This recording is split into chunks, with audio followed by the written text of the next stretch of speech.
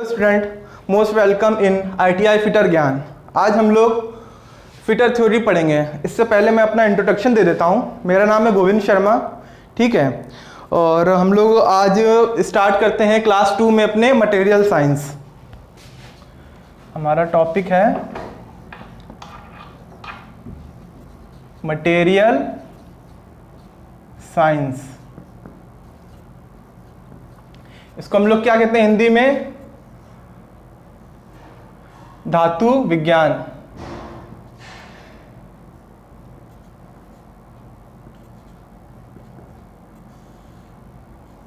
ठीक है, ये हमारा मटेरियल साइंस हो गया। अब देखिए, मटेरियल साइंस में काफ़ी टॉपिक हैं, जिसमें से हम पहला अपना जो टॉपिक कर रहे हैं वो है फर्नेस।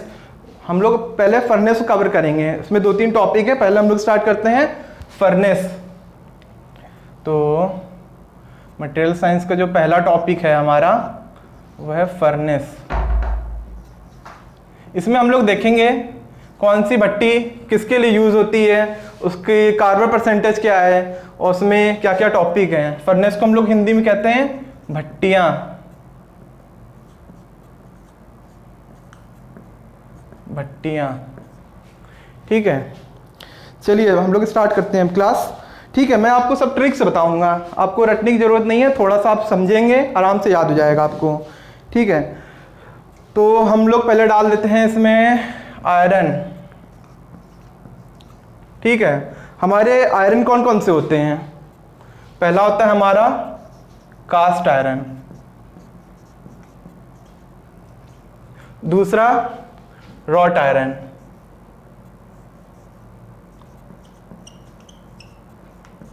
रॉट आयरन, और जो हमारा तीसरा होता है वो होता है pig iron. Pig iron, okay, ठीक है। अब हम लोग इसमें हम जो नेक्स्ट चीज़ है वो हम देखेंगे इसमें फर्नेस, कौन कौन से फर्नेस यूज़ होते हैं हमारे। तो यहाँ पे हम हेडिंग डाल देते हैं फर्नेस, ठीक है। अब आप देखिए, फर्नेस हमको पता है कौन कौन से होते हैं। कुपोला होता है, पुडलिंग होता है, और आपका होता है ब्लास्ट फर्नेस, ठीक है। अब हम ट्रिक से बताते हैं। देखिए, सी से हो रहा है कुपोला, ठीक है, और सी से होता है कास्ट आयरन, यानी सी से स्टार्ट हो रहा है, तो इसके लिए हम लोग कौन सा यूज करेंगे? कुपोला फर्नेस, कुपोला फर्नेस। इसके बाद हम लोग देखते हैं, फिर आते हैं हम लोग पिग आयरन। हम लोग पिग को क्या करते हैं, समझिए कि हम लोग पिग को एक तरफ से ब्लास्ट कर दे रहे हैं। पिग कुछ लोग खाते हैं ना, आप लोग जानते हैं, तो समझिए हम उसको ब्लास्ट कर रहे हैं। तो ये हमारा हो जाएगा पिग आयरन के लिए हो जाएगा ब्लास्ट फर्नेस।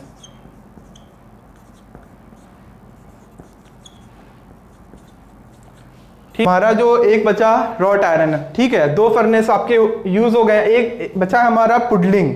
तो ऑब्वियस है कि हमारे रॉट आयरन के लिए पुडलिंग फर्नेस यूज होगा। तो ये हमारा हो जाएगा पुडलिंग, पुडलिंग फर्नेस, ठीक है। अब हमारा ये देखिए फर्नेस का कंप्लीट हो गया। अब हम लोग देखेंगे इसमें परसेंटेज और कार्बन, इसमें कितना परसेंट क्या है, कितना परसेंट क्या होता है, कार्बन कितना होता है। तो ये हम डाल देते हैं परसेंटेज, परसेंटेज ऑफ कार्बन।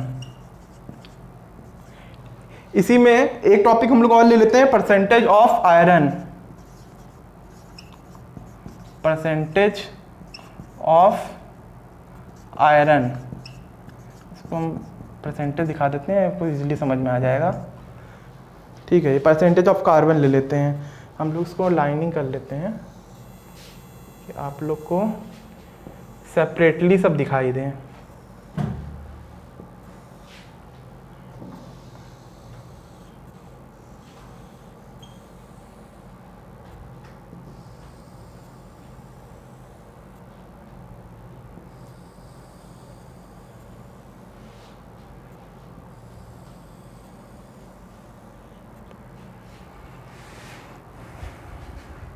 ठीक है, अब हमारा जो होता है, हाँ, तो अब हम लोग देखते हैं परसेंटेज ऑफ कार्बन, ठीक है। हमारा पुडलिंग फर्नेस, इसको हम लोग क्या कहते हैं?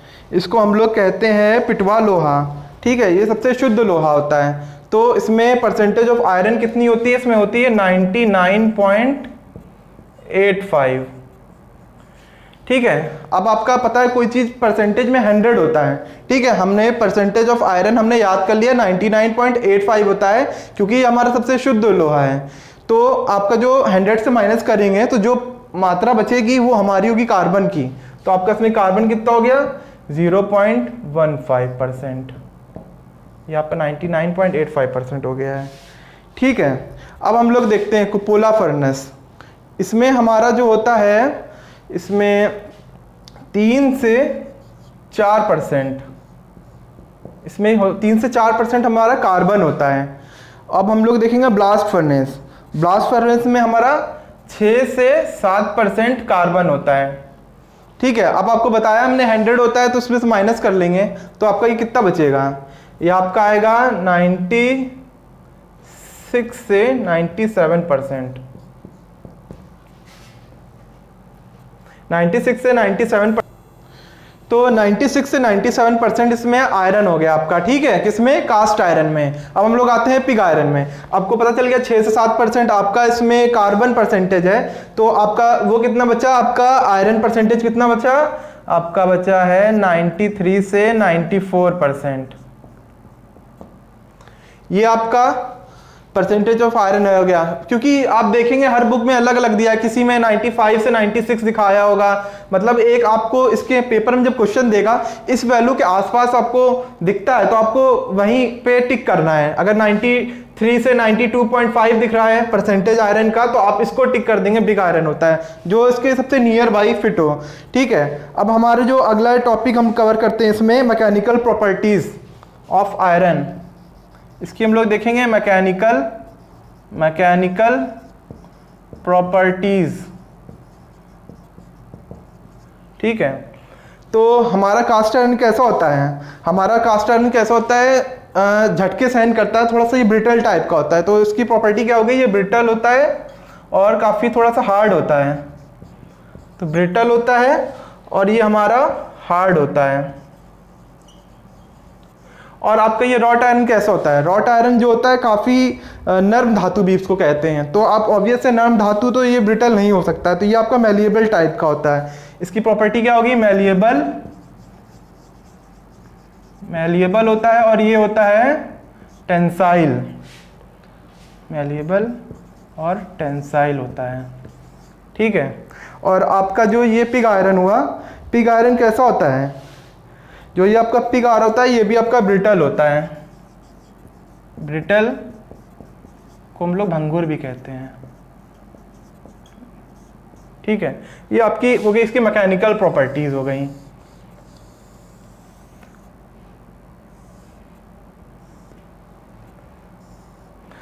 अब हम लोग देखेंगे इसका इंटरनल स्ट्रक्चर कैसा होता है। अब हम लोग इसका इंटरनल स्ट्रक्चर देखेंगे, तो आयरन में हम लोग देख लेते हैं इंटरनल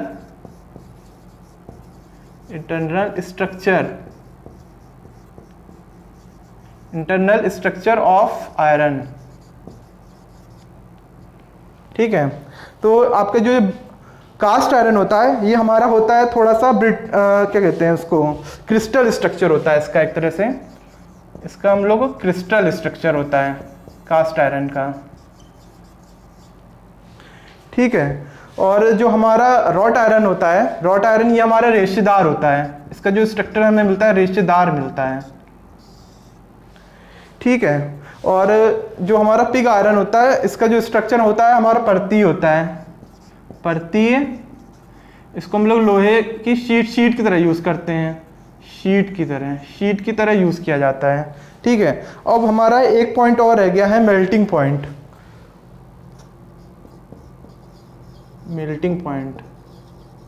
अब हम लोग मेल्टिंग पॉइंट भी देख लेते हैं, इसके भी काफ़ी क्वेश्चन पूछ लेता है कि इसका मेल्टिंग पॉइंट क्या होता है, ये भी बहुत इंपॉर्टेंट है। हमारा जो रॉट आयरन था शुद्ध आयरन होता है। ठीक है, जो इसका हमारा मेल्टिंग पॉइंट होता है ये हमारा होता है 1600 डिग्री सेंटीग्रेड, 1600 डिग्री सेंटीग्रेड होता है।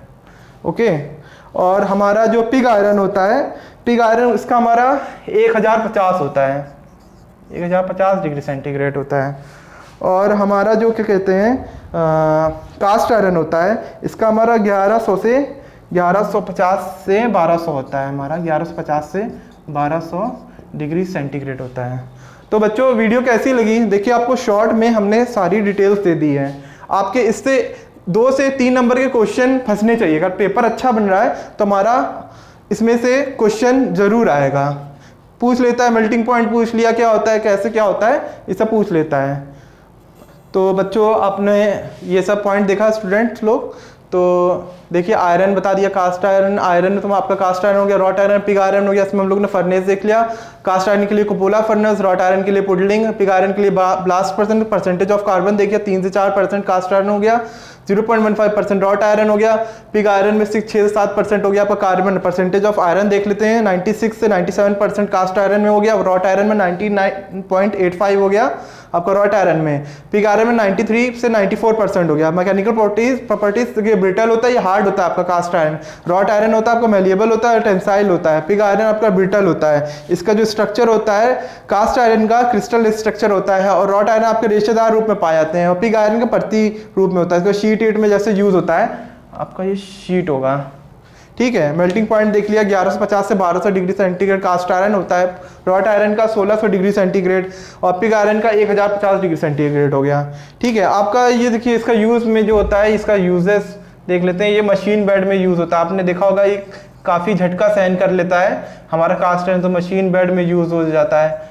ठीक है, और आपका जो रॉट आयरन होता है, रॉट आयरन आपका तार चद्दर ये सब बनाने में यूज हो जाता है। तार बनाना, चद्दर बनाना, चद्दर टाइप का, शीट मतलब आप वही समझिए चद्दर टाइप का बनाने में यूज़ हो जाता है। ठीक है, और अब हम लोग ये आपका फर्नेस कंप्लीट हो गया। अब हम लोग देख लेते हैं नया टॉपिक, स्टील के उत्पादन की विधि।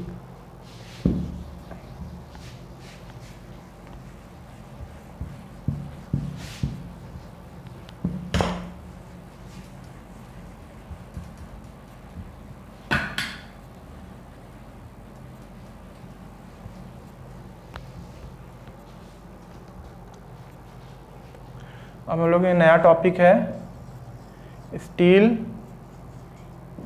की उत्पादन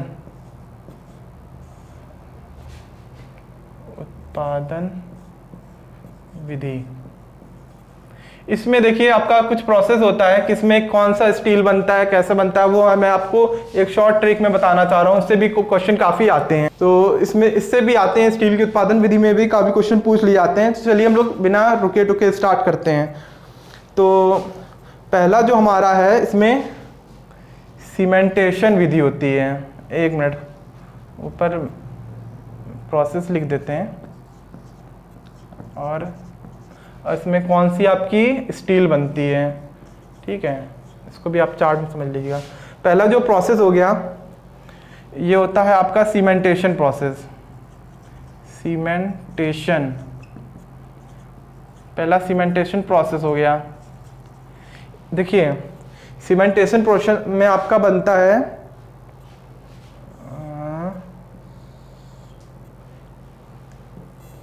हाँ, तो सीमेंटेशन प्रोसेस में हमारा जो बनता है स्टील बनता है।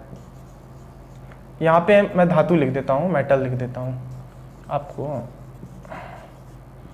इसमें पहले इस सीमेंटेशन प्रोसेस में स्टील बनता है। ठीक है, और जो हमारा दूसरा प्रोसेस है उसको हम लोग कहते हैं बेसेमर। बेसेमर, देखिए बेसेमर में क्या लग रहा है, बेस। तो सबसे बेस मटेरियल हमारा क्या होता है स्टील में, होता है हमारा माइल्ड स्टील।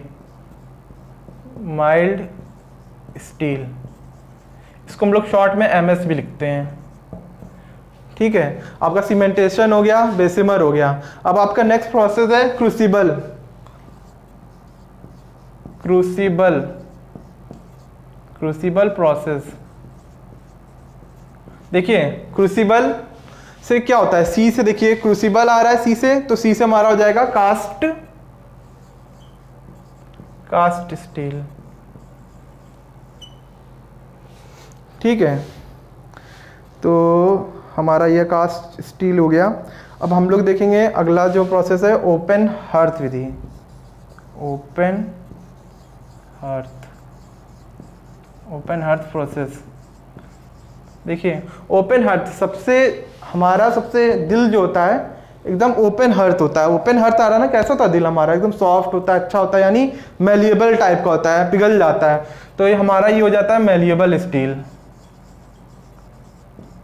ये आपको मैं याद करने के लिए बता रहा हूँ कि आगे आपको दिक्कत ना हो, ठीक है। इसके बाद हमारा बचा एक प्रोसेस, इलेक्ट्रिक प्रोसेस। इलेक्ट्रिक हमारा होता है, ये इलेक्ट्रिक प्रोसेस होता है,